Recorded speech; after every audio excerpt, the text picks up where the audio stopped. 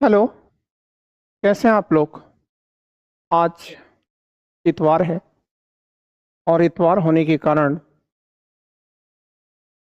The Hindu में editorial नहीं आया, आता भी नहीं है। और ऐसी स्थितियों में मैं आपको बताना चाहूँगा कि आज का ये जो सेशन है ये बहुत ही छोटा होने वाला है। ठीक, लेकिन फिर भी महत्वपूर्ण होने वाला है। तो आइए हम लोग शुरू करते हैं।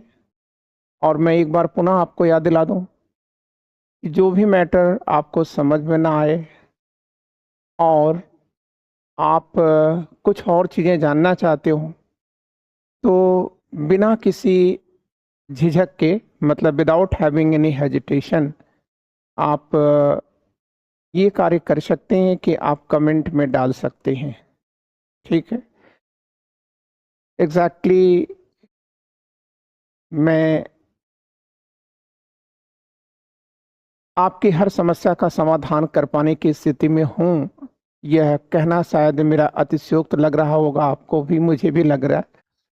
ठीक है, लेकिन फिर भी मैं अब तक सिविल सेवा के लिए हर विषय को देखता रहा। लेकिन मैं, जो मुझे आपने एक पहचान दिया है, वो हिस्ट्री के नाम से दिया है। ठीक है, लेकिन इसके साथ साथ मैं चूंकि सिविल इंटरव्यूड हूँ, तो ऐसी स्थितियों में एक प्रश्न आता है कि अगर कोई ये कहे कि सिविल का जो एक्सपर्ट है वो बायो नहीं पढ़ा सकता या फिजिक्स नहीं पढ़ा सकता या अन्य कोई विषय नहीं पढ़ा सकता, तो मुझे थोड़ा सा अटपटा लगता है। हाँ, वो एकेडमिक को ना पढ़ा सके वो अलग की बात है, लेकिन जो सिविल सर्विसेज की है, क्योंकि अगर वो इंटरव्यू तक गया हुआ है तो उसे तो इतना सक्षम होना ही चाहिए कि वह अन्य विषयों में भी कर सके। क्योंकि सिविल सर्विसेज का मतलब ही होता है कि आप एनालिसिस करने में माहिर हो। और एनालिसिस का मतलब, या आपके जो मैं यहाँ पर समझाना चाहूँगा, आप इससे भी समझ लें कि एनालिसिस का मतलब क्या होता है। जैसे सिविल सेवा में ज़्यादातर जो क्वेश्चंस आते हैं मेरी समझ से, वो एनालिटिकल आते हैं। और एनालिटिकल या एनालिसिस का मतलब क्या होता है? जो आदि को आज से जोड़ दे, जो एक विषय को दूसरे विषय से जोड़ दे, ठीक है, तभी वो एनालिसिस कर सकता है। अर्थात सिविल सेवा की परीक्षाओं को वही निकाल सकता है जिसमें तुकबंदी हो और युगलबंदी हो, तुकबंदी या युगलबंदी हो। ठीक है, तो जैसे नहीं कहा जाता कि जब हम लोग बातें करने लगते हैं घर के अंदर तो कहते हैं अरे ये तुकबंदी कर रहा है या कर रहे हैं। ठीक है, तो एग्जैक्टली सिविल सर्विसेज का मतलब यही होता है कि आप किसी विषय को किसी विषय से जोड़ दें। ठीक है, तभी आप सिविल सर्विसेज के रियल एस्पायरेंट हैं। क्योंकि वास्तव में जो सिविल सर्विसेज होता है वो विविधताओं को एकता में जोड़ने का एक प्रबंधन है। ठीक है, सिविल सर्वेंट अपने विषय का पारंगत नहीं होता, लेकिन वह हर विषय को उतना जानता है कि जितना वह दूसरे विषय से जोड़ लेता है।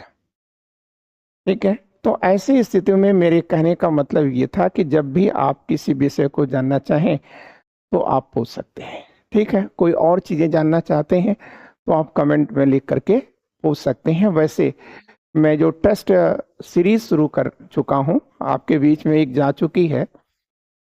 ठीक है, हाँ, शुरू करने में थोड़े से अवरोध ज़रूर आते हैं, और हमारी एज और जो सिस्टम आए हैं सब नए होते हैं।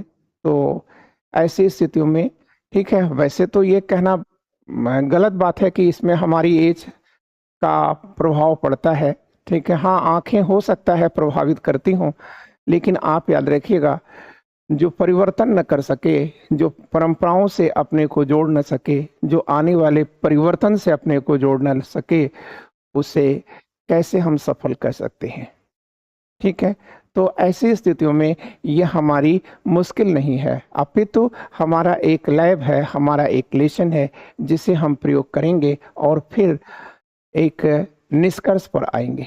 ठीक है, तो आइए हम लोग आपसे आगे की बातें करते हैं।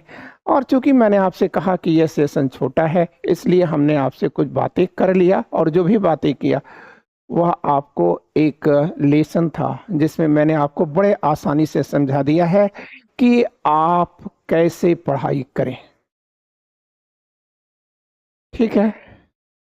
इतिहास के बड़े विद्वान बन करके आप कुछ नहीं कर सकते जब तक आप इतिहास को उल्टी से जोड़ने की स्थिति में नहीं है। ठीक है। और इतिहास को अगर आप भूगोल से नहीं जोड़ सकते तो आप कैसे व्यक्ति हैं? मतलब हर इतिहास जानने वाला व्यक्ति अच्छा भूगोल का ज्ञाता होगा ही, और अगर वो ऐसा नहीं है तो न इतिहास जानता और न भूगोल। ठीक है। हाँ, कोई एकेडमिक हो सकता है तो हम मान सकते हैं कि एकेडमिक में उसने एमए किया और वह इतिहास, भूगोल, राजनीति शास्त्र का विशेषज्ञ हो सकता है। लेकिन जो सिविल एस्पायरेंट है, सिविल का उसने इंटरव्यू दिया है, उससे आप ऐसी उम्मीदें न करें। ठीक है। वो कुछ भी कर सकता है। ठीक है। तो आइए, फिलहाल आप देख रहे हैं, कुछ आपको एक फोटो दिख रहा है। ठीक है। चेहरा तो हिंदुस्तानी लग रहा है ना? लेकिन हिंदुस्तानी चेहरे में एक खास बात आप देख रहे होंगे कि नाम इनका विदेशी लग रहा है। ये देखिए, ये रस्किन बॉन्ड साहब है। क्लियर? तो जो रस्किन बॉन्ड साहब हैं, ये कहीं विदेशी नहीं है। ये कहाँ के हैं? तो आप कहेंगे साहब ये हिमाचल प्रदेश के रहने वाले हैं सर। ठीक है।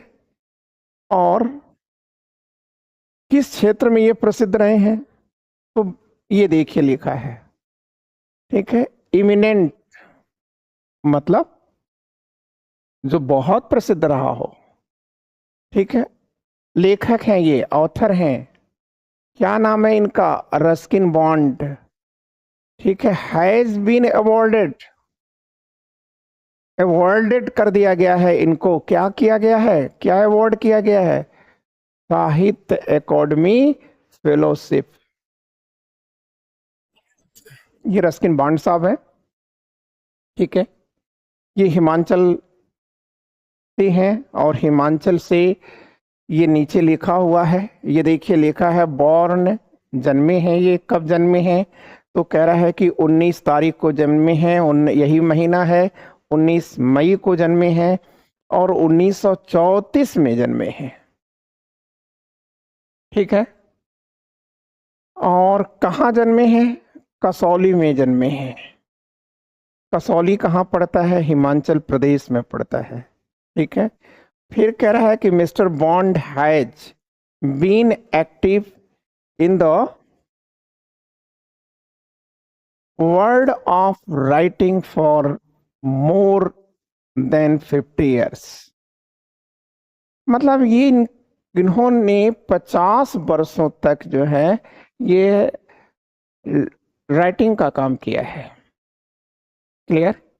तो मतलब आप कह सकते हैं कि फिर ये आगे लिखा है कि यह आजकल बुरे हेल्थ से हैं। मतलब आप कल्पना कर सकते हैं कि 1934 में जन्मे हैं तो बहुत हो गया। ठीक है। लगभग लगभग यह 90 साल के हो गए। ठीक है। मेरी समझ से हो सकता है आगे पीछे हो जाए। तो 90 साल की ये एज के हैं, तो कह रहा है कि इनका हेल्थ ठीक नहीं चल रहा है, इसलिए वो खुद आए नहीं नई दिल्ली, पुरस्कार लेने के लिए नहीं आ पाए। तो फिर पुरस्कार उनको देता कौन है भाई? जाके देना पड़ेगा, फिर घर पे जाना पड़ेगा। ठीक है। आप इतनी बड़ी शख्सियत को आप सम्मानित करने जा रहे हैं तो जाना ही पड़ेगा। तो जाता कौन है वहां पर? तो कह रहा है कि साहित्य अकादमी के प्रेसिडेंट महादेव कौशिक जा रहे हैं, और वहां के सेक्रेटरी, ठीक है, साहित्य अकादमी के सेक्रेटरी या सचिव के श्री निवास राव जा रहे हैं। कहाँ जा रहे हैं? तो अब ये हिमाचल में नहीं रहते हैं, अब ये उत्तराखंड के मसूरी में रहते हैं। ठीक है। और फिर ये बातें कहा, वो सब कोई मतलब नहीं कि उस समय उनके लड़के भी उपस्थित थे, ये कोई मतलब नहीं है। ठीक है, एक चीज आपने देखा कि रस्किन बॉन्ड साहब को हमने थोड़ा लेट ऑनर किया है, लेकिन किया है। ठीक है, ये बहुत पहले होना चाहिए था, क्योंकि यह बहुत बड़ा हस्ताक्षर है साहित्य की दुनिया का। फिर कह रहे हैं कि हिज नोटेबल वर्क्स इंक्लूडेड, ठीक है, बर्गेंट्स इन द वैली, लेकिन ये जिसके लिए जाने जाते हैं वो बहुत अच्छा उपन्यास लिखा है, once upon a monsoon time. ठीक है, फिर इनकी दूसरी रचना है एंग्री रिवर। ठीक है, फिर तीसरा इनका रचना है स्ट्रेंजर्स इन द नाइट। फिर all roads lead to Ganga. ठीक है, अब अगला है टेल्स ऑफ फोस्टरगंज। फोस्टरगंज, ये इनकी कुछ महत्वपूर्ण रचनाएं हैं। ठीक है, नीचे और कुछ मतलब नहीं है। ठीक है, तो आपने इनको जान लिया, रस्किन बॉन्ड सर को जान लिया। ये जो आपके माइंड में मैं रखना चाह रहा था कि आप ये देख लीजिए कि यही पुरस्कार इनको दिया गया है। इस पुरस्कार में दिया क्या जाता है, तो आप ये एक चीज देखिए, तो लिखना चाहिए था लेकिन नहीं लिखा गया। ये देखिए लिखा गया है, एज एन अवार्ड 3 लाख रुपया दिया जाता है और एक कॉपर टैबलेट्स दी जाती है। ये कॉपर टैबलेट्स है, या आप कह सकते हैं कॉपर की प्लेट है। ठीक है, और फिर कह रहा है कपड़ा दिया जाता है, अंग वस्त्रम दिया जाता है। बस ये चीजें आपने सीख लिया। ठीक है, अब ये देखिए, Sahitya Akademi fellowship is a literary honour in India. ठीक है, आप एक काम करना, ये लिखा है, देखिए, this award is given to those, यह उन्हीं को दिया जाता है, यह पुरस्कार केवल उन्हीं को दिया जाता है। ठीक है, who make special contribution in 24 भारतीय भाषाओं में जिन्होंने कार्य किया है, उनको दिया जाता है। अंग्रेजी भारतीय भाषा में तो नहीं है, लेकिन उसमें भी दिया जाता है। ठीक है, अब ये देखिए, इनको यहां लाने की क्या जरूरत है। तो पहली चीज आप याद रखिएगा कि साहित्य अकादमी की स्थापना तो होती है 1954 में। 54 में नहीं होती, 52 में होती है। ठीक है, ये आपने सीख लिया। लेकिन जो ये साहित्य अकादमी फेलोशिप है ना, यह कब से दी जाती है, तो यह है 1969 से दी जाती है। क्लियर? और पहला जो साहित्य अकादमी फेलोशिप है, वह हमारे ग्रेट फिलोसफर या दार्शनिक और देश के पहले वाइस प्रेसिडेंट और दूसरे प्रेसिडेंट को दी जाती है, और वो आप जानते ही हैं कौन है। ठीक है, चेहरा तो आप पहचान रहे होंगे। ठीक है, और अब राधाकृष्णन सर हैं वो। ठीक है, आइए, सर्वपल्ली राधाकृष्णन सर। इसमें आपने पूरा मैटर जान लिया। एक चीज आप और याद रखिएगा, एक संस्था है ललित कला एकेडमी। ठीक है, इसको भी आप जान लीजिए। पेपर की एनालिसिस का मतलब ये नहीं होता कि हम वहीं तक सीमित रहें। ठीक है, अपितु हम जितना सीख सकते हो उतना ही हमारे लिए कम है। ठीक, और कोशिश आप करेंगे तो बहुत कुछ सीखने को मिलेगा आपको। अब इतनी चीजें जब आपने सीख लिया, तो आप याद रखिएगा कि ललित कला एकेडमी, ठीक है, हमारे यहाँ जो ललित कलाएं हैं, फाइन आर्ट जिसे कहते हैं आप, म्यूजिक है, डांस है, इन क्षेत्रों में कलाकारों को प्रोत्साहित करने के लिए ललित कला एकेडमी की स्थापना 1954 में की गई थी। ठीक है, तो ये चीजें आपने सीख लिया, अब इसमें ज्यादा जरूरत नहीं है, आपको अनावश्यक चीजें जानने की जरूरत नहीं है। और आप जानते हैं कि आज मदर्स डे है, ठीक है। और एक बात आप और भी याद रखिएगा, इसका मतलब हमने मदर्स डे कह दिया तो अब आपका ये दायित्व बनता है, ठीक है, कि आप मदर्स डे कब से मनाया जा रहा है, क्यों मनाया जाता है, ठीक है, इसके बारे में आपको जानने की जरूरत है। नहीं आप जान पा रहे हैं तो आप मुझसे पूछेंगे, ठीक है। आगे चलिए। अब ये आपका द हिंदू का, ठीक है, कि एडिटोरियल कॉलम तो नहीं है, लेकिन हिंदू का एक समाचार है जो आपके कंपटीशन के लिए महत्वपूर्ण है।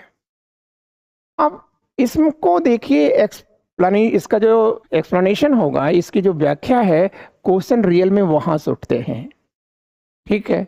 जैसे कल हमने आपको एक अपील एक तरह से कहा था कि केजरीवाल वाले केसेस में आपने देखा कि कितने क्वेश्चन निकल कर आए थे, ठीक वही आइडिया आपको यहां उठाना है।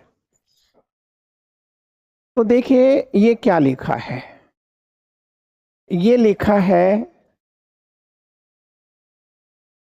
खनिज, ये खनिज है, खनिज विदेश, ऐसे भी लिख सकते थे आप, लेकिन ऐसे आप लिख नहीं सकते, ठीक है, क्योंकि भारत में यही नाम रखा है, ठीक है। वैसे इसे 60 में काबिल कहते हैं, ठीक है। ये देखिए मैं लिख रहा हूं, या कहीं लिखा हुआ है काबिल, चलिए नहीं लिखा होगा, का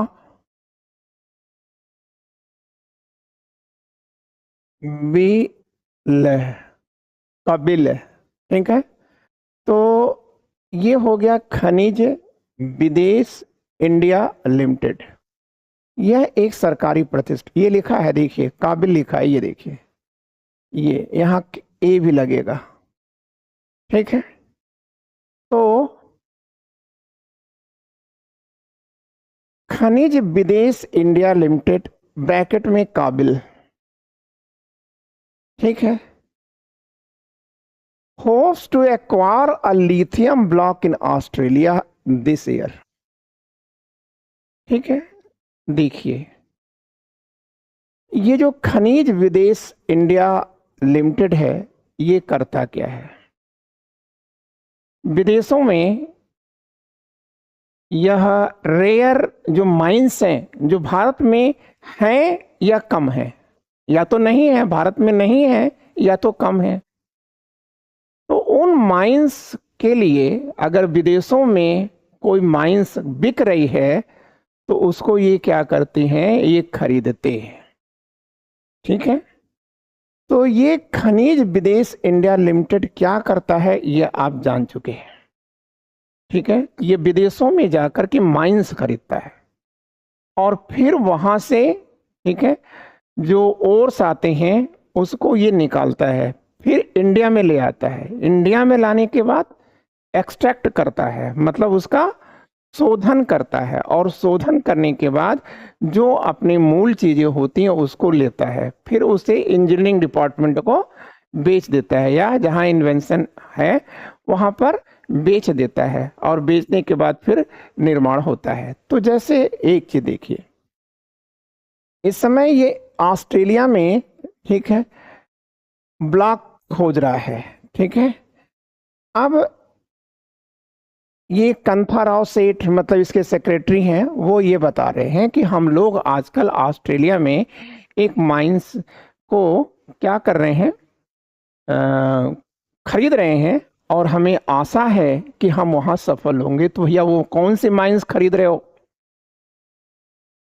तो कह रहा है कि काबिल a joint venture of 3 PSUs, ठीक है, क्लियर। ये जो भारत सरकार है ना, उसकी जो 3 संगठन है उसका मिलन है, डजंट मैटर, आपका कोई मतलब नहीं। अब कह रहा है कि working in Australia for the last year, पिछले साल से ये ऑस्ट्रेलिया में, ठीक है, वर्क कर रहा है, ठीक है। और किस लिए वर्क कर रहा है, तो अब यहां देखिए पैसा भी ये देखा हुआ है कि यह 100 करोड़ रुपए का यह माइंस खरीदा है। ठीक है, अब प्रश्न आता है कि यह माइंस किस चीज का है। तो आप कहोगे कि सर ये माइंस है लिथियम का। ठीक है, किसका माइंस है? तो आप कहोगे कि सर ये माइंस है Li का। ठीक है, लिथियम। क्लियर? लिथियम क्या है? तो आप कहेंगे कि सर यह पृथ्वी का सबसे लाइटेस्ट मेटल है सर, एलिमेंट है सर। ठीक है, पृथ्वी पर सबसे हल्का यही होता है और सबसे भारी पदार्थ क्या है, मैटर क्या है, मेटल क्या है? तो आप कहोगे सर ओसियम है सर। तो पहले क्वेश्चन तो आपका ये हो गया। देखिए यहां लिखा है, हमने लिख दिया है, इसमें अभी हम देखते हैं। ठीक है, तो फिलहाल ये माइंस किसका है? लिथियम का है। ठीक है, तो करोड़ रुपए में इन्होंने खरीदा है, सस्ता में खरीदा है, लेकिन अन्य देशों की तुलना में महंगा है, इसमें लिख रहा है। ठीक है, कि यह अन्य देशों में, ठीक है, कह रहा है भारत कहां कहां से लिथियम की माइंस खरीदा है। पहले तो आप ये देखिए, भारत ने अर्जेंटीना में माइंस को तलाशा है, खरीदा है, ऑस्ट्रेलिया में खरीदा है, और चीजें नहीं लिखी हैं लेकिन आप लिख लीजिए। ठीक है, आप कर लीजिए।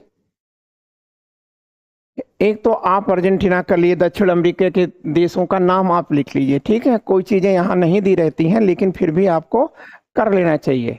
ठीक है, जैसे आपसे पूछ देगा कि lithium triangle in the world किसे कहा जाता है, मतलब वह कौन 3 देश हैं जो लिथियम ट्रायंगल बनाते हैं, लिथियम के त्रिकोण को बनाते हैं, मतलब ये लिथियम ट्रायंगल। तो लिथियम ट्रायंगल में 3 देश आते हैं। ठीक है, ए, बी और सी, 3 देश आते हैं। एक देश हो गया अर्जेंटीना, जिसे आपने पढ़ लिया। ठीक है, और जो दूसरा देश है वो है बोल्विया।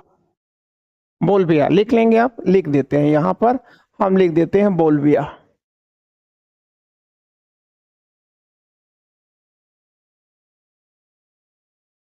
और अर्जेंटीना का पड़ोसी देश है चिली।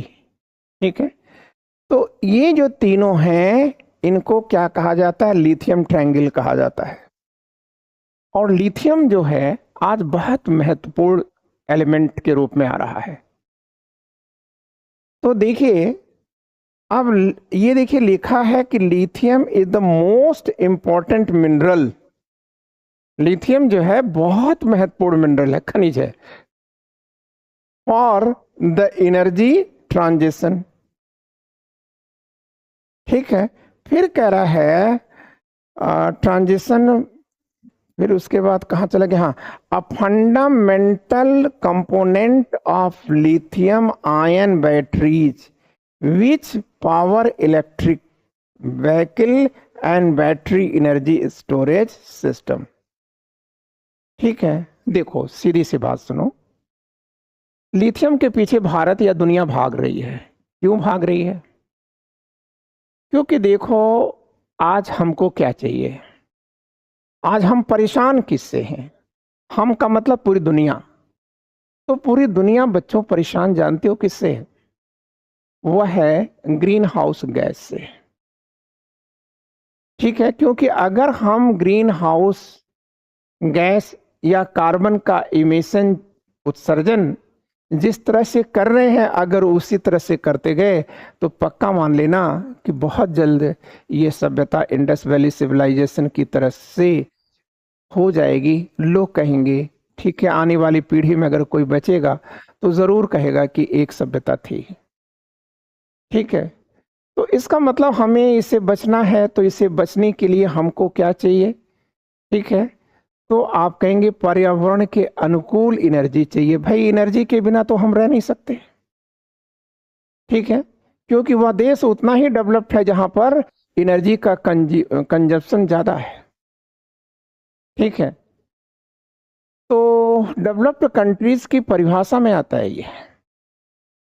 तो अब आप एक चीज देखो, ये सीधी सी बातें हैं, ठीक है, कि हमको चाहिए क्या, क्लीन एनर्जी चाहिए जो हमारे पर्यावरण को प्रदूषित न करे। तो क्लीन एनर्जी में क्या क्या आता है, तो आप कहेंगे कि सर वही चीज आती है जो रिन्यूएबल है, जिसका नवीनीकरण किया जा सकता है, ठीक है। तो अब हमें जो फॉसिल्स फ्यूल्स हैं उससे तो बचना होगा ना, जीवाश्म ईंधन से तो बचना ही होगा ना। तो अगर हम जीवाश्म ईंधन से बचना चाहते हैं तो उसका विकल्प लाएंगे ना। तो वह विकल्प क्या है, आप ही बताओ, वो विकल्प क्या हो सकता है, ठीक है। तो हमने इसके पहले वाले क्लासेस में सब बता रखा था। फिलहाल आप याद रखिएगा कि ये जो लिथियम है ये क्या करता है, यही चार्जेबल बैटरी है। आप के बीच में जो हमारी आवाज जा रही है वो चार्जेबल बैटरी से जा रही है, और आप चार्जेबल चीजें से ही आप सुन रहे हैं। तो आप जब अपने मोबाइल की बैटरी को खोलेंगे तो उसमें लिखा होगा लिथियम बैटरीज, ठीक है, क्लियर। तो इसका मतलब ये है कि आज पेसमेकर आ रहा है ना, दिल की धड़कन अगर कम हो गई है तो उसे बढ़ाने के लिए पेसमेकर लगाया जाता है, और उस पेसमेकर में जो बैटरियां लगती हैं वो बैटरियां भी लिथियम की ही होती हैं, ठीक है। तो आप समझ गए होंगे कि आप जिस इलेक्ट्रिकल व्हीकल को आप लेने जा रहे हैं, बनाने जा रहे हैं, उसमें भी लिथियम आयन बैटरियां ही लगी हैं। बस अब एक चीज आपको समझना है, ठीक है,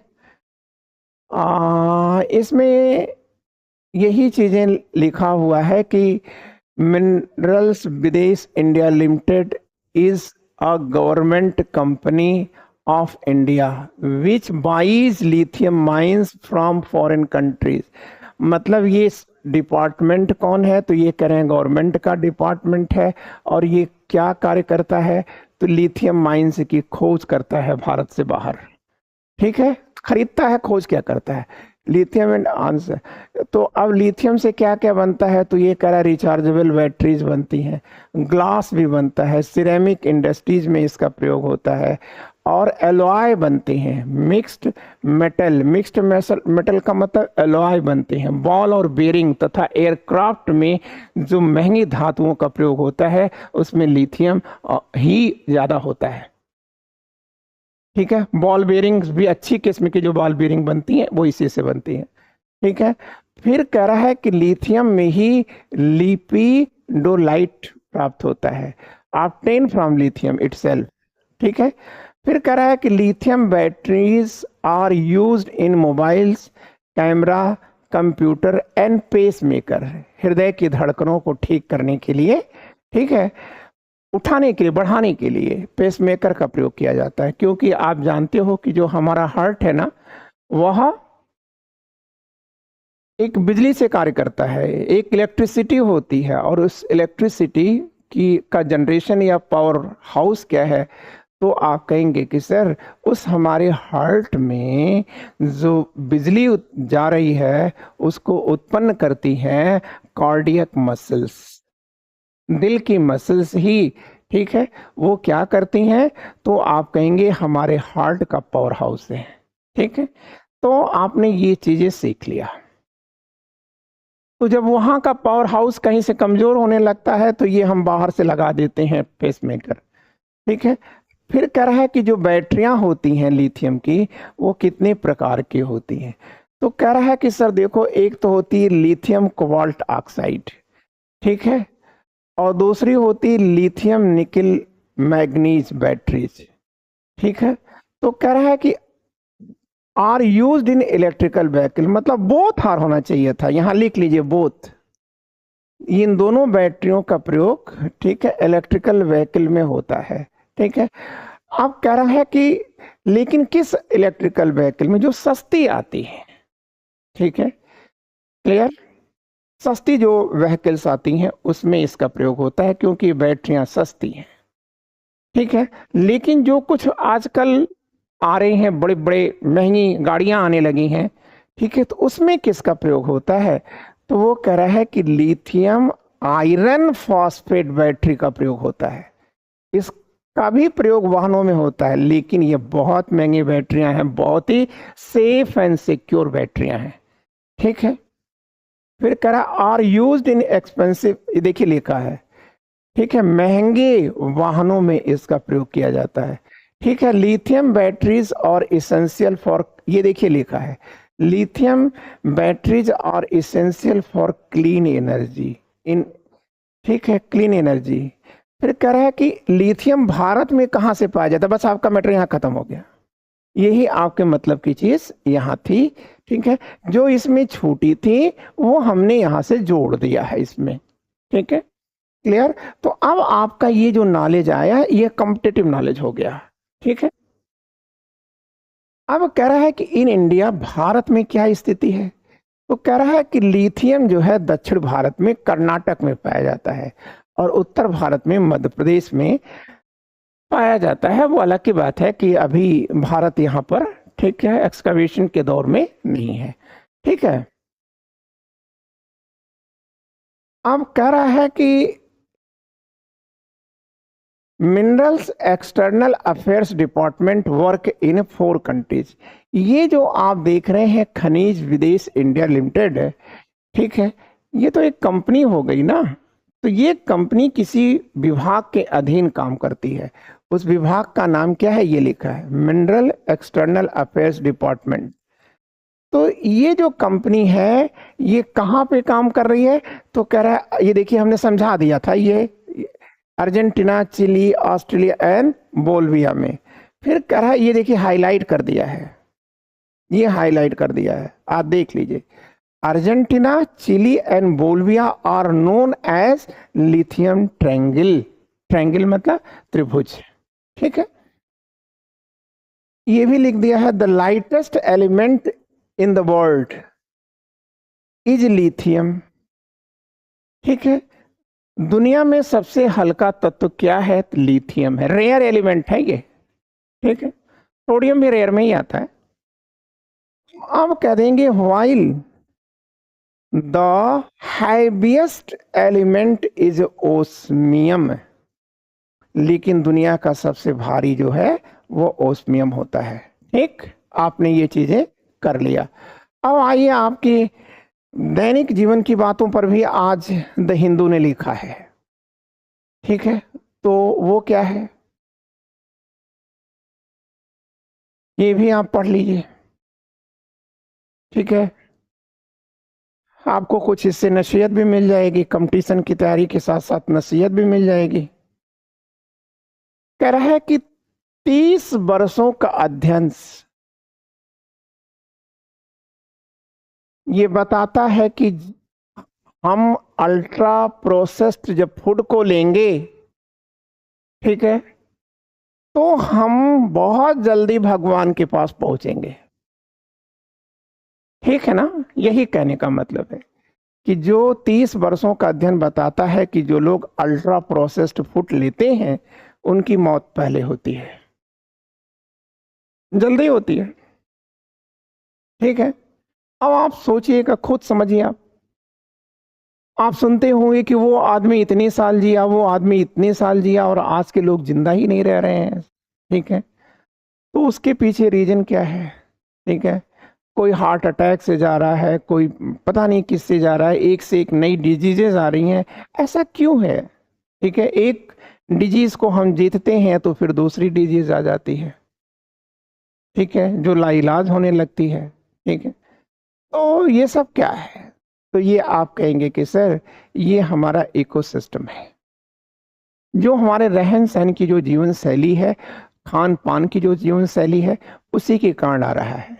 ठीक है, आप सीधी सीधी सी बात आप कर लीजिए कि यह फास्ट फूड या जंक फूड की बात कर रहा है, रस्ट फूड की बात कर रहा है।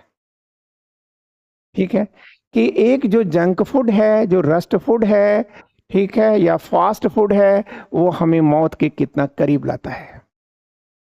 ठीक है, वो इस पूरे के पूरे ऐसे में यही चीजें उन्होंने कहा है। ठीक है, अब हमारा ये चीजें हैं कि इतना पढ़ करके समझाने की जरूरत नहीं है, आप आप एक चीज याद रखिए, हम आपको पिक्चराइज कर देते हैं ताकि आप इसे देख लें। आप देख रहे होंगे ये आपका फास्ट फूड आ गया जिसे आप लोग खूब खाना चाहते हैं, लेकिन आप बताइए ये स्वाद जाता क्यों नहीं, आप इसे लेना क्यों चाहते हैं? ठीक है, क्योंकि ये सब लत पकड़ाती हैं। लत मतलब आप उसके एडिक्टेड हो जाते हैं, हैबिचुएटेड हो जाते हैं। मैं आपको एक चीज बताऊं कि आखिर जो लोग ये लेते हैं वो हैबिचुएटेड क्यों हो जाते हैं? तो हैबिचुएटेड होते नहीं, हैबिचुएट कर दिया जाता है आपको। ठीक है, कैसे किया जाता है? कौन सी ऐसी चीज है इसके अंदर फास्ट फूड में, ठीक है, जो आपको आदती बना देती है? तो आप याद रखिएगा, जितने भी फास्ट फूड होंगे उसमें दो चीजें जरूर होंगी। एक सिंपल शुगर होता है और दूसरी तरफ सैचुरेटेड फैट्स होता है इसके अंदर। अब जब सिंपल शुगर है तो ये क्या करेगा आपके अंदर? आप कहेंगे कि आपके अंदर इंसुलिन को बढ़ा देगा, और जब इंसुलिन को डिस्टर्ब कर दिया तो आपको तुरंत भूख लगेगी, भूख लगेगी, भूख लगेगी, और आप यही खाना चाहेंगे। ठीक है, क्लियर? और जब आप इसे खाना शुरू कर देंगे तो आप याद रखिएगा, आपको चूंकि उसमें शुगर है, सॉल्ट है, ठीक है, और सिंपल शुगर है, तो यह आपको तरोताजा कर देता है थोड़े समय के लिए। ठीक है, और लेकिन आप याद रखिएगा इसने आपकी लाइफ को डिस्टर्ब कर दिया, क्योंकि यह एक समय ऐसा आएगा कि आपका ब्रेन आपके इंसुलिन के सेक्रेशन को ही प्रभावित कर देगा, और व्यक्ति जब इंसुलिन प्रभावित हो जाएगा तो वो किससे ग्रसित हो जाता है? डायबिटिक से। और डायबिटिक क्या है? तो आप कहेंगे set of death certificate. Diabetes क्या है? मीठा जहर है, ठीक है ना, जो आदमी को धीरे धीरे मौत की ओर ले जाता है। ठीक, तो अब ये चीजें आप समझ लो। पहली चीज कि वहां पर हम अभी चलते हैं, पुनः चलते हैं उस टॉपिक पर, क्योंकि वहां से समझाया जा सकता है, लेकिन ये चीज तो आपके दिमाग में आ गई होगी। कुछ लोग तो खाने के लिए भी उत्सुक हो रहे होंगे, लेकिन आप इसमें कुछ चीजें आप और जोड़ दीजिए, क्योंकि ये सब चीजें आप लोग कम खाते होंगे, लेकिन और चीजें तो खाते होंगे, जैसे समोसा तो ये लेते ही होंगे, जलेबी लेते होंगे, ठीक है, मोमोज बहुत खाते हैं, ठीक है, क्योंकि आजकल लड़के और लड़कियां ये मोमोज कहने में भी दिलचस्पी लगता है, जैसे लगता है उनको अच्छा लगता है। ठीक है, मोमोज, ठीक है, तो मोमोज खाने में भी दिलचस्पी लेते हैं। और एक चीज और भी होता है, ठीक है, पानी पूरी, गोलगप्पा, ठीक है, क्लियर, ये सब लेते हैं, जबकि आपको पता होना चाहिए कि इसमें एसिड होता है। ठीक, तो आपको जब हमने कह दिया एसिड होता है, तो इसका मतलब इसको खाने से आपको एक रोग तो पहले हो गया, ठीक है, एसिडिक आप हो गए। ठीक है ना, तो ये चीजें आपने लर्न कर ली। अब आइए थोड़ा सा हम लोग देख लेते हैं। ठीक है, क्या लिख रहा है? पहली चीज, फास्ट फूड किसे कहते हैं, ठीक है, प्रोसेस्ड फूड किसे कहते हैं, और अल्ट्रा प्रोसेस्ड फूड किसे कहते हैं, ये सब बातें भी जानना है। तो आइए देखते हैं।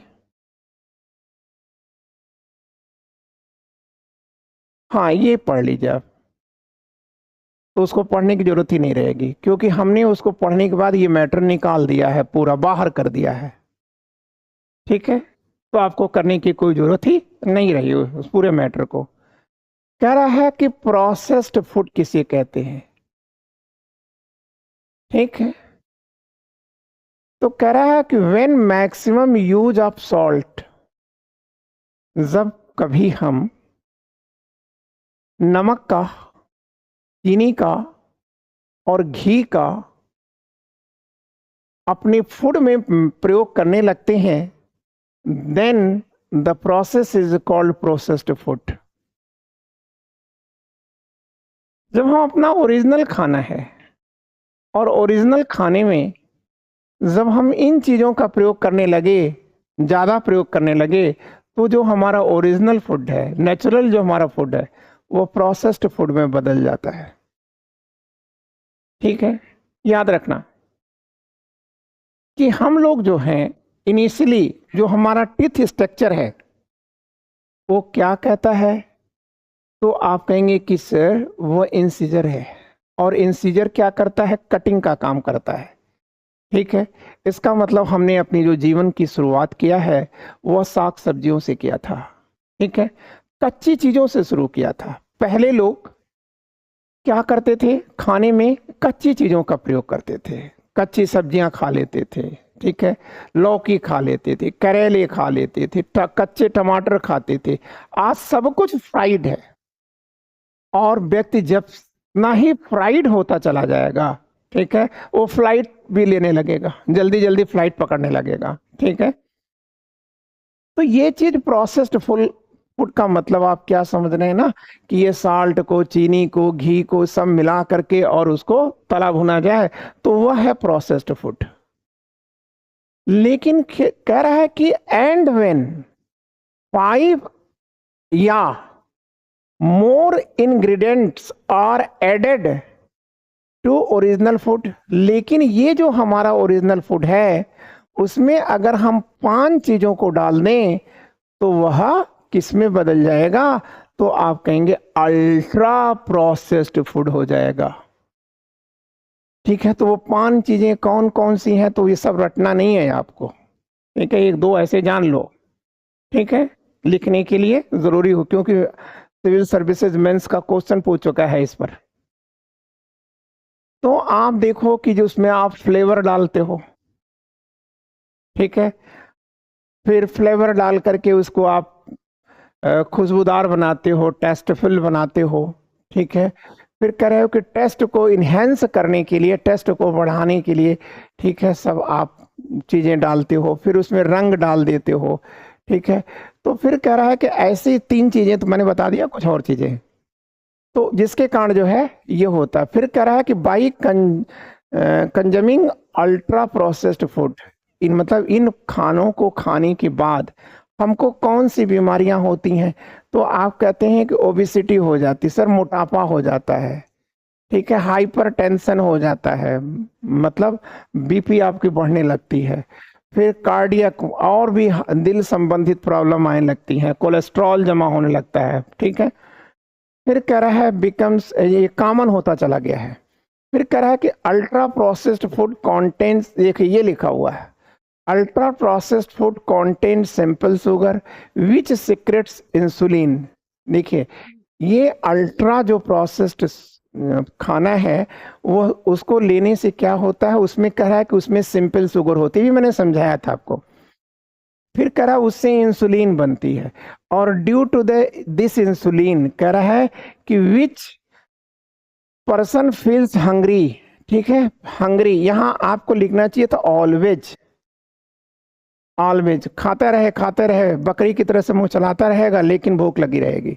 ठीक है, तो फिर कह रहा है due to the which he wants to eat more, और तब वो चाहता है कि हम अधिक से अधिक खाएं। ठीक है, becomes addicted to the waste sugar and becomes diabetic. ठीक है, और फिर वह धीरे धीरे इसी सिंपल शुगर की चपेट में आते जाता है, और ये सिंपल शुगर उसे हैबिटेट कर देती है, मतलब हैबिचुएटेड कर देती है, एडिक्टेड कर देती है, और इस एडिक्टेड का परिणाम होता है डायबिटिक। ठीक है, फिर कह रहा है कि ultra processed foods mainly include, इसमें क्या क्या होता है अल्ट्रा मतलब प्रोसेस्ड फूड में, सब हमने बता दिया। ये चॉकलेट और ये स्नैक्स, बेवरेज और कन्फेक्शनरी में आता है। आप सीधी सीधी सी बात करो यार, जो भी चीजें देखो, सीधी सीधी बात है, जो चीजें बिना समय लगे आपके प्लेट में आ जाए, खाने के लिए मिल जाए, ठीक है, वह सभी चीज़ें क्या हैं, वो अल्ट्रा ठीक है प्रोसेस्ड फूड है। जलेबी आ गई, समोसा आ गया, मोमोज आ गया, ठीक है, वो गोलगप्पा आ गया, और सब जो खाते रहते हैं लोग, ठीक है, वो सब जो चीज़ें आई वो सब इसी में आती हैं, ठीक है। तो आगे की चीज़ें अब नहीं है। आज का सेशन हमने शुरू में ही कहा था कि आपसे छोटा रहने वाला है, लेकिन मैं आपको अगली बात बताना चाहूँगा कि आप इसके साथ साथ एडिटोरियल कॉलम के साथ साथ आपको जो प्रैक्टिस के लिए क्वेश्चंस दिए जा रहे हैं उस पर वर्क करें, क्योंकि अब हमारी जो प्रक्रियाएं आएंगी, ठीक है, वह योजना को बेस्ड करके, वर्ल्ड फोकस को बेस्ड करके, ठीक है, ये ऑब्जेक्टिव क्वेश्चंस आपके बीच में आएंगे जो आपके लिए अत्यधिक महत्वपूर्ण हो जाएंगे, ठीक है। तो थैंक यू, गुड डे।